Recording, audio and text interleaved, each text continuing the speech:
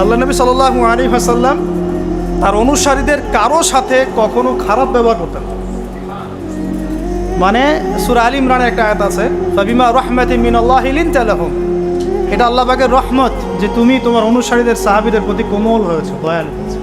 এমনিতেই তিনি রাহমাতাল লিল আলামিন, এমনিতেই তিনি সবার উপরে দয়া করেন।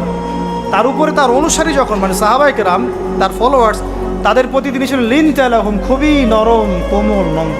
তুমি যদি তাদের প্রতি কঠোর হতে, মানে তুমি যদি অনুসারীদের প্রতি খুব কঠোর হতে, রূঢ় স্বভাবের হতে, তোমার কাছ থেকে তারা সরে চলে যাবে। একটু খেয়াল করে দেখেন, আমরা যারা ধর্মতাত্ত্বিক নেতৃত্ব দিচ্ছি বা অন্য জায়গায় দিচ্ছি, আমরা একটু কঠোরতা বেশি আরোপ করি না? কঠোরতা, বকাঝকা করা, গালিগালাজ করা, ইজ্জত হানি করা, যাকে তাকে ধুয়ে দেওয়া অনলাইনে একদম, হ্যাঁ, মানে যার তার বেইজ্জত করা, এটা আমরা বেশি করি। এই কারণে আপনার কাছে কেউ যাচ্ছে না, এই কারণেই আপনার কাছ পর্যন্ত কেউ যাবে না, বিকজ আপনার কাছে সে তো সেই ভালোবাসা পায় নাই।